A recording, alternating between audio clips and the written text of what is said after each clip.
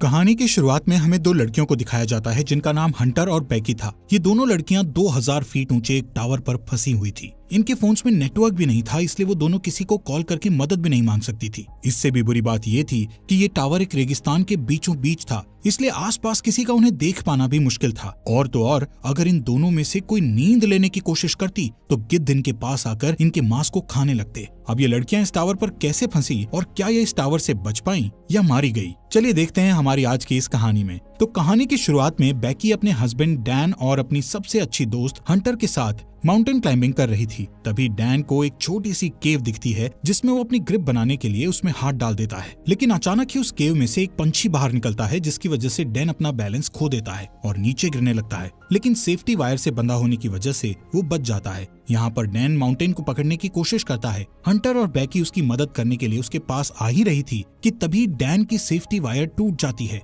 और वो नीचे गिरकर मर जाता है। यहाँ से सीन प्रेजेंट में 1 साल बाद दिखाया जाता है, जहाँ बैकी आज भी उस इंसिडेंट में मरे अपने हस्बैंड को याद करके बहुत दुखी थी। वो काफी ज्यादा ड्रिंक करने लगी थी, जिससे वो डिप्रेशन में थी। उसकी इस बात से उसके फादर जेम्स उसको लेकर काफी परेशान थे। वो बैकी को उस इंसिडेंट से मूव ऑन करने को कहते हैं, लेकिन बैकी उनकी कोई बात मानने को तैयार नहीं थी। एक दिन बैकी अपनी लाइफ से परेशान होकर बहुत सारी दवाइयाँ एक साथ खाकर सुसाइड करने की कोशिश करती है कि तभी उसके फोन पर हंटर का कॉल आता है, जिससे वो सुसाइड नहीं करती। अगले दिन हंटर उसके घर जाती है। हंटर बैकी को उस इंसिडेंट से बाहर निकालने के लिए उसको कहती है कि उसने B67 टीवी टावर पर क्लाइंब करने का प्लान बनाया है और जिसमें तू भी मेरे साथ क्लाइंबिंग करने चल रही है। अब क्योंकि हंटर जानती थी कि बैकी को एडवेंचर प्लेसेस पर जाना बहुत पसंद था और काफी लंबे समय से उसने कोई एडवेंचर भी नहीं किया था, बैकी जो इस टाइम काफी परेशान थी, इसलिए वो हंटर को क्लाइंबिंग करने से मना कर देती है। लेकिन नेक्स्ट मॉर्निंग जब वो किचन में रखी अपनी मेडिसिन लेने जाती है तो वो थोड़ा सोचते हुए डिसाइड करती है कि वो उसके साथ क्लाइंबिंग करने जाएगी। इसके बाद हंटर और बैकी दोनों उस टावर की ओर निकल जाते हैं।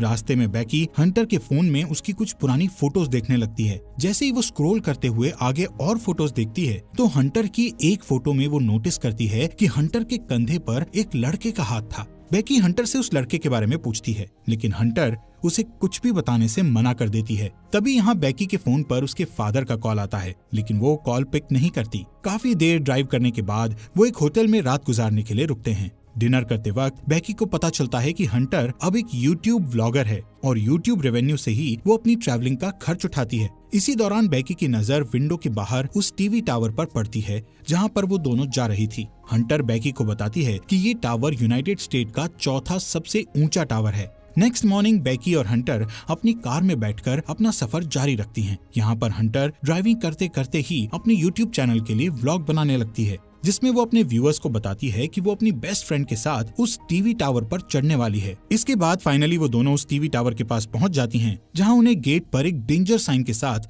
ताला लगा हुआ मिलता है। यहाँ से वो दोनों गाड़ी को छोड़कर पैदल ही आगे जाने लगती हैं। रास्ते में उन्हें कुछ गिद्ध एक मरे हुए जानवर को खाते हुए दिखाई देते हैं। हंटर इस चीज को भी अपने व्लॉग में रिकॉर्ड कर लेती है और उस मरे हुए जानवर की फोटो क्लिक करके अपने इंस्टाग्राम अकाउंट पर पोस्ट कर देती है, जिस पर उसे बहुत जल्द ही काफी लाइक्स मिल गए थे। कुछ देर बाद वो टावर तक पहुंच जाते हैं। यहाँ पर हंटर अपना व्लॉग बनाना बंद कर देती है। वहीं बैकी टावर की ऊंचाई देखकर डरने लगती है और उसे लगता है कि वो ये नहीं कर पाएगी, क्योंकि डैन के साथ हुए इंसिडेंट के बाद उसने कभी इतनी ऊंचाई का सामना नहीं किया था। लेकिन हंटर उसे उसका डर दूर करने के लिए कहती है, जिसके बाद हंटर सेफ्टी रोप को उसकी कमर से बांधकर टावर के ऊपर चढ़ना शुरू कर देती है। ये पूरा टावर काफी पुराना हो चुका था, जिस पर बुरी तरह से जंग लगी हुई थी। इस टावर की सीढ़ियां हिल रही थी और नट बोल्ट भी काफी लूज हो चुके थे। यहाँ पर ये दोनों काफी ऊपर तक चढ़ चुकी थी कि तभी बैकी के हाथ से सीढ़ी का एक पुराना हिस्सा टूटकर नीचे गिर जाता है, जिससे बैकी थोड़ा डर जाती है। लेकिन वो हिम्मत करके फिर से उस टावर के ऊपर चढ़ने लगती है। ऐसे ही धीरे धीरे वो आधे टावर तक पहुंच जाती है, यानी 1000 फीट ऊपर, जहाँ से शहर काफी छोटा दिखाई दे रहा था। ये दोनों यहाँ पर कुछ देर आराम करती हैं और पानी पीने के बाद फिर से क्लाइंबिंग करने लगती हैं। थोड़ी देर बाद वो 1800 फीट ऊपर पहुँच चुकी थी और अब उन्हें सिर्फ 200 फीट ही ऊपर चढ़ना था। बैकी इतना ऊपर चढ़कर काफी डरने लगती है, क्योंकि वहाँ हवा बहुत तेज चल रही थी और सीढ़ियाँ भी काफी पुरानी होने की वजह से हिल रही थी। वो हंटर से कहती है कि अब उन्हें वापस नीचे जाना चाहिए, लेकिन हंटर उसे बोलती है कि अब इतनी ऊपर आकर उन्हें हार नहीं माननी चाहिए। जिसके बाद वो वापस से ऊपर चढ़ने लगती हैं। यहाँ से टावर के ऊपर चढ़ने का रास्ता काफी खतरनाक था। रास्ते में लगी कुछ डिस्क को हंटर ने काफी आसानी से पार कर लिया था और अब वो बेकी को भी उन्हें पार करने में मदद कर रही थी। अब जैसे जैसे वो ऊंचाई पर जा रही थी वैसे वैसे हवा का प्रेशर भी बढ़ता चला जा रहा था, जिससे बेकी और ज्यादा डर रही थी। इसी बीच सीढ़ी के पुराने नट बोल्ट एक एक करके अपने आप निकलने लगते हैं, लेकिन इस बात से अनजान वो दोनों ऊपर चढ़ना जारी रखती हैं और फाइनली वो दोनों टावर के टॉप पर पहुंच जाती हैं, जहां एक और नट बोल्ट खुलकर नीचे गिर चुका था। यहाँ पर हंटर दोबारा से अपना व्लॉग बनाना शुरू करती है और वीडियो में अच्छे शॉट्स लेने के लिए वो ड्रोन कैमरा का इस्तेमाल करती है। थोड़ी देर बाद हंटर अपने व्यूअर्स को और अच्छा कंटेंट देने के लिए बेकी को ड्रोन का रिमोट पकड़ाकर खुद उस टावर के सहारे एक हाथ पर लटक जाती है। शॉट्स लेने के बाद वो वापस से ऊपर आती है और सेम यही चीज बेकी को भी करने के लिए कहती है, लेकिन बेकी उसे ऐसा करने से मना कर रही थी, जिस पर हंटर उससे कहती है कि उसका डर भगाने का ये सबसे बड़ा मौका है। जिसके बाद बेकी हंटर का हाथ पकड़कर वही स्टंट करती है और हंटर उसकी सेल्फी लेने लगती है। इसके बाद बेकी वापस से ऊपर आ जाती है। यहाँ पर बेकी अपने हस्बैंड डैन की अस्थियों को लेकर आई थी और डैन को याद करती हुई वो उसकी अस्थियों को यहाँ विसर्जित कर देती है। इस मोमेंट पर बेकी और हंटर दोनों काफी इमोशनल हो गई थी। इसके बाद वो डिसाइड करते हैं कि अब उन्हें वापस जाना चाहिए, इसलिए वो अपने सेफ्टी वायर को खुद से कनेक्ट करती हैं और बेकी नीचे जाना शुरू कर देती है। लेकिन जैसे ही वो पहला कदम सीढ़ी पर रखती है तो सीढ़ी टूट जाती है और वो सीढ़ी के साथ साथ नीचे गिरने लगती है, लेकिन हंटर किसी तरह उसे पकड़कर वापस ऊपर खींच लेती है। यहाँ पर बेकी मौत के मुंह से बचकर आई थी, जिससे वो जोर जोर से डर के मारे रोने लगती है और अचानक दोनों हंसती हैं। नीचे देखने पर उन्हें पता चलता है कि अब उनके नीचे उतरने के लिए कोई सीढ़ी ही नहीं है। वो दोनों अपने अपने फोन को चेक करती है, लेकिन उनके फोन में कोई नेटवर्क नहीं था और उनका बैग भी नीचे टावर डिस्क पर गिर चुका था, जिसमें उनके खाने पीने का सामान था। यहाँ ऊपर टावर पर उन्हें एक इमरजेंसी बॉक्स दिखता है, जिसे खोलने पर उन्हें एक दूरबीन और एक फ्लेयर गन मिलती है, लेकिन ये दोनों चीजें उनके किसी काम की नहीं थी। ये सब देखकर बेकी हंटर पर भड़क जाती है। हंटर उसे ये कहते हुए शांत करने की कोशिश करती है कि हो सकता है सीढ़ियों के नीचे गिरने की आवाज सुनकर कोई उनकी मदद करने आए और इसलिए अब हम दोनों को बस थोड़ी देर इंतजार करना होगा जब तक कि कोई आ नहीं जाता। तभी हंटर नोटिस करती है कि पिछली बार सीढ़ियों के गिरने की वजह से बेकी के पैर पर चोट लगी थी और अब उस चोट से ब्लड बाहर आ रहा था। यहाँ पर हंटर बेकी की चोट पर अपनी शर्ट बांध देती है। कुछ समय बाद बेकी हंटर से पूछती है कि उसने व्लॉगिंग क्यों शुरू की, जिस पर हंटर गलती से डैन का नाम ले लेती है, जिससे बेकी के मन में हंटर के प्रति शक बैठ जाता है। कुछ देर बाद हंटर अपना फोन चेक करती है, जहां उसने कुछ देर पहले अपनी सोशल साइट पर एक मरे हुए जानवर की फोटो अपलोड की थी, जिससे उन्हें एक आइडिया आता है कि वो अपने फोन पर एक हेल्प मैसेज टाइप करेंगे और उस फोन को रस्सी से बांधकर नीचे लटका देंगे, ये सोचकर कि शायद नीचे जाने पर फोन में सिग्नल आ जाए और उनकी पोस्ट अपलोड हो जाए। हालांकि उनकी ये कोशिश नाकामयाब हो जाती है। इसके बाद उन्हें लगता है कि जरूर जमीन पर तो नेटवर्क होगा ही, इसीलिए वो उस फोन को अपने जूते में डालकर उसके चारों ओर अपनी जुराबें फंसाकर जूते को नीचे गिरा देती हैं। यहाँ टावर पर अचानक बेकी का ध्यान हंटर के दूसरे पैर पर जाता है, जहाँ 143 का टैटू बना हुआ था, जिसे देखकर उसे याद आता है कि उसका हस्बैंड डैन हमेशा उसे आई लव यू कहने के लिए 143 कोड का इस्तेमाल करता था। लेकिन बेकी इस चीज को भी इग्नोर करके इस टावर से नीचे उतरने के लिए कोई और आइडिया सोचने लगती है। थोड़ी देर बाद उन दोनों को दूरबीन से नीचे जमीन पर टावर के पास से गुजर रहा एक आदमी और उसका डॉग दिखाई देते हैं, जिससे वो उस आदमी से मदद के लिए चिल्लाने लगती है, लेकिन इतनी ऊंचाई होने के कारण उनकी आवाज नीचे नहीं जाती। यहाँ नीचे हम देखते हैं कि हंटर ने जो फोन जूते में डालकर नीचे फेंका था वो पूरी तरह से टूट चुका था और अब उनका ये प्लान भी फेल हो चुका था। वो आदमी वहाँ से जाने लगता है। ये देखकर बेकी हेल्प के लिए चिल्लाते हुए अपने दोनों जूते उस आदमी पर नीचे फेंक देती है, ताकि उस आदमी का ध्यान ऊपर की ओर उन पर आ जाए। लेकिन वो आदमी ये नोटिस नहीं करता, क्योंकि वो किसी से कॉल पर बात कर रहा था। इसके बाद बेकी वो फ्लेयर गन चलाने लगती है, लेकिन हंटर उसे ये कहते हुए फ्लेयर गन चलाने से मना कर देती है कि अभी दिन का समय है, इसलिए किसी को भी फ्लेयर गन का पता नहीं चलेगा। इसी दौरान वो दो और आदमियों को वहाँ थोड़ी दूर नोटिस करती हैं, जो यहाँ पार्टी करने के लिए आए थे। उन्हें देखकर वो दोनों डिसाइड करती हैं कि थोड़ा अंधेरा होने पर वो इस फ्लेयर गन का इस्तेमाल करेंगी, ताकि वो लोग उन्हें नोटिस कर सकें।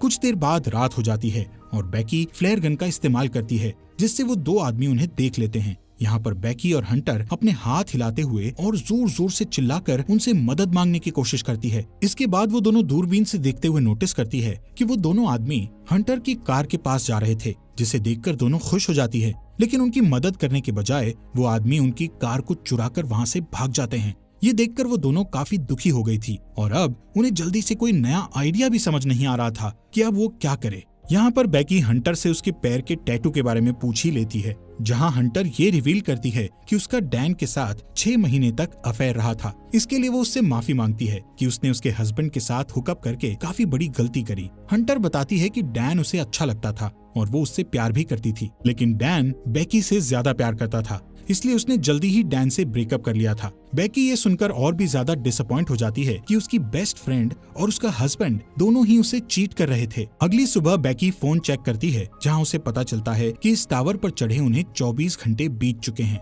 अब क्योंकि उन्हें काफी भूख और प्यास भी लग रही थी, इसलिए हंटर डिसाइड करती है कि वो नीचे डिस्क पे जाके अपने बैग को लेकर आएगी, जिसके लिए वो सेफ्टी रोप को टावर से बांधकर नीचे उतरने लगती है। लेकिन डिस्क से थोड़ी दूर पर वो रस्सी छोटी पड़ जाती है, जिससे हंटर उस बैग तक नहीं पहुंच पाती। अब उसके पास कोई और चारा नहीं था, इसलिए हंटर अपने साथ बड़ी रस्सी खोलकर उस पर लटक कर जंप लेते हुए डिस्क पर कूद जाती है। वो बैग को उठाकर उसमें से पानी की बोतल निकालकर पीने लगती है। इसके बाद वो अपनी सेल्फी स्टिक की मदद से बैग को रस्सी से लटका देती है और खुद भी कूदकर उस रस्सी को पकड़ लेती है। तभी बेकी उसे ऊपर खींचना शुरू करती है। यहाँ पर हंटर भी ऊपर चढ़ने लगती है और वो बस ऊपर पहुँचने ही वाली थी कि तभी उसके हाथ से रस्सी फिसल जाती है, जिससे वो तेजी से नीचे गिरने लगती है। ये देखकर बेकी की धड़कन एकदम से तेज हो गई थी, क्योंकि अपने हस्बैंड को खोने के बाद अब वो अपनी बेस्ट फ्रेंड को नहीं खोना चाहती थी। लेकिन जैसे ही बेकी डरी हुई नीचे देखती है तो हंटर उसे रस्सी पर लटकी हुई दिखती है। हालांकि हंटर के हाथों में काफी चोट लग गई थी, इसलिए बेकी अपनी पूरी ताकत लगाकर हंटर को टावर के ऊपर खींच लेती है।